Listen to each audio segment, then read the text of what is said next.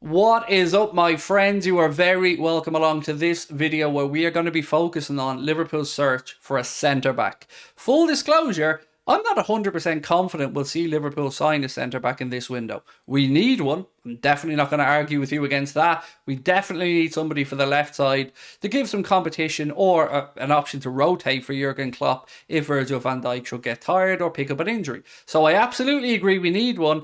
I'm just not seeing links that I think are concrete enough to give me an indication that Liverpool will look to get it done in this window. As always, though, I'm going to go through 6 candidates, ask you guys to let me know your thoughts on each one. If there's anybody else you'd like to see us do a video on, of course, let me know in the comments section. Drop a like on the video, and if you haven't hit that subscribe button, as you can see in the top left-hand corner, we've just passed 183,000 subscribers. Wouldn't have done it without your support, so thank you so much for that. So look, let's get stuck into it and start with the first one. Levi Colwill. He is the priority in my opinion. The big problem here is he's a Chelsea player and they've got a new manager and an injury themselves to Fofana, meaning that the likelihood of them being willing to sell Colwill in this window, well, it's minuscule. One of the reasons I said to you at the start of this video is that I'm unsure if Liverpool will sign a centre-back in this window is I think Jurgen Klopp will sit back and evaluate what happens with Levi Colwill. Does he sign a new deal at Chelsea, or will he start to run down his contract? He's got 2 years to go as things currently stand. If he doesn't sign a new contract in the next few months, maybe Jurgen Klopp thinks, hang on, there's a good chance here that he could leave Chelsea, and I hope that's the case because he'd be right up the top of my list of priorities. We know he was on loan last season at Brighton. We know Mauricio Pochettino has spoken really highly about him and said that he has the potential to be one of England's best centre-backs. I don't disagree. We've seen Brighton have an offer refused from of £30 million. They were going to go back in with another offer, but they were basically given no indication that Chelsea would sell, so have started to look elsewhere. For me, number one target. If this guy was available, I'd sign him in a heartbeat. But this isn't just all about me. I want to know what you guys think of Levi Colwill. Do you think he'll stay at Chelsea? Do you think maybe Klopp will wait to see what happens? Or is it just never going to happen? Again, I'll leave it up to you. Moving on to the next one here, my friends. And as you can see, we're going to be talking about Mickey van de Ven. Somebody who was very strongly linked at the start of the window. He's 22 years of age and really quick. I mean, really, really quick. One thing that comes up in conversation a lot with you guys when we talk about centre-backs coming in to play on the left side of our defence, the question is, are they quick enough or are they good enough to play the high defensive line? Mickey van der Ven absolutely ticks those boxes. He's been linked to Spurs in this window. He's been linked to Liverpool in this window. But it's also gone really, really quiet. We know that he's playing his trade in Wolfsburg. We know that about 25 or 30 million would probably be enough to sign him. We also know that he's a fan of Anfield. I think he said he's been there with his father previously on Boxing Day. I want to say it was Liverpool versus Arsenal, and he loved it, loved the experience, and he said it would be incredible to come and play here one day. So, who knows? Maybe there is strong interest in him. But once we've seen the stuff from Fabrizio Romano suggesting that Spurs were more likely than Liverpool, I thought, well, again, are we going to sign a centre-back in this window? So look, he can play in the 3-4-3. If you watched any of them playing in the under-21 Euros as well, you know that he can play in a back 3, he can play in a back 4, versatile and very fast. And as I said, 22 years of age and 6'4", so plenty of variability there as well. And I think after Levi Colwill, he's probably second on my list out of these players that we're going through. So let's move on now to the next one and see what you guys think, or see who you guys think, I should say. Bastoni. This is the name that probably comes up the most in the chat, but one that I've got to be honest, I probably have the least information on myself with regards to having watched the guy and with regards to the availability of him.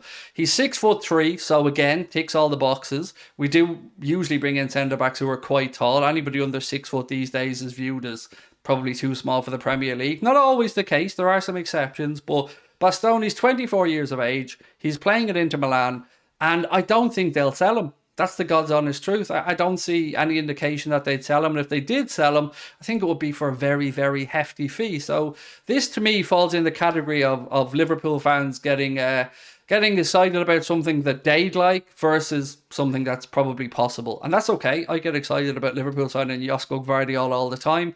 It isn't going to happen. He's most likely going to go to Manchester City. But I would put Bastoni into that category personally of one that I don't think is realistic. But Liverpool fans love to speak about it. So Move on to the next one. And this is another name that you guys have heard quite a bit. Gonzalo Inacio of Sporting Lisbon. He is 6'1", so I guess on the smaller side of the centre-back search. He's made 81 appearances with Sporting Lisbon. You may have seen him playing in the Europa League. And it looks like one of three things will happen with him. United could go in for him. He could stay at Sporting Lisbon, or Liverpool could go in for him. Sporting have been trying to get this guy to sign a new contract to increase his buyout clause. I understand he's got a buyout clause of currently €45 million in a Sporting Lisbon contract. They're trying to tie him down to a new deal, which would increase his wages, but would also pump up that release clause to €60 million. He's still just 21 years of age as well, so again, from a profile perspective, makes sense that he's the type of signing Liverpool are looking to bring in.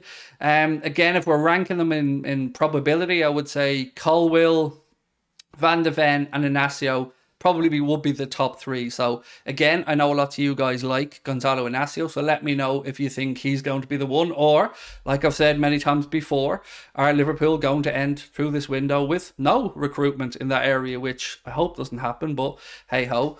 Now, the last one, or the second to last one, excuse me, that I have for you is, as you can see on the screen, a bit of a wild card. There aren't many players that make the journey across Stanley Park to or from Everton to Liverpool. I think Abel Xavier, if my memory's right, was the last one to do it, and there was a few before that, Barnby and a couple more. But this kid is good, and he is 21 years of age. He was on loan, I think, in the Bundesliga, if my memory is right, last season. No, actually, no, I think he might have been on loan in the Eredivisie last season.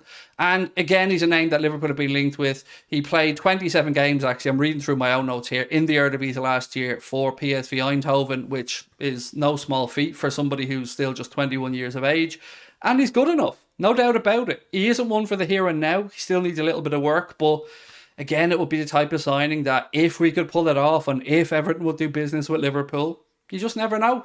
I don't see it happening, but would be a sensible, astute piece of business for me. Would tick the homegrown box as well, of course, which we can't ignore. We do know that Liverpool are, well, let's just say, a little bit light in the old homegrown department as of right now. So it's over to you. Would you take Braithwaite? Do you think he's good enough? Or do you think Liverpool will look to go to the last name on my list, perhaps, which is Marc Guehi of Crystal Palace?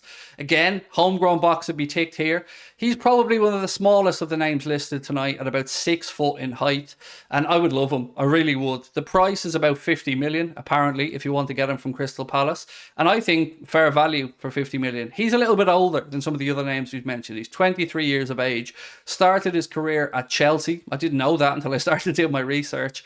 Went on loan at Swansea, came back in to play with Crystal Palace, played really well last season for them, and I would have no issues. No issues. Another one that I'd have no issues with. I think that's about 4 people tonight, but that's why we're looking at these people, right? Because they're players that we think could come in and do a job. So Guehi would tick the homegrown box, and for me, if you give me Levi Colwill, if you give me Marc Guehi, not so much on Inacio because I don't know too much about him, but they're the type of players that I'd like to see Liverpool bring in. Josko Gvardiol is the dream for me. I don't think it's going to happen, but this is why we're making the video. So that's been a brief profile of the 6 centre-backs that Liverpool have been most linked to. I know we did a video yesterday linking us to Christensen. I've not seen anything new on that, so that's why I haven't included him on this list. But let me know if there's anybody else you'd like to see us do a bit of a profile of, or maybe you just want some more talk about centre-backs. Either way, over to you. Thank you for watching. This is going out on Saturday, so I'll be taking the day off today when you're watching this. Really appreciate your continued support here on the channel. And don't forget, if you want to come see us in Dublin, you can do so at the Sugar Club. 6 days from now, we will be there for our first ever live show. There will be a link in the description of this video where you can get tickets. And if you can make it, it's going to be a fun night. And I look forward to seeing you there. Until then, my friends, have yourselves a wonderful weekend. And I look forward to reading your comments. Much love. Bye-bye.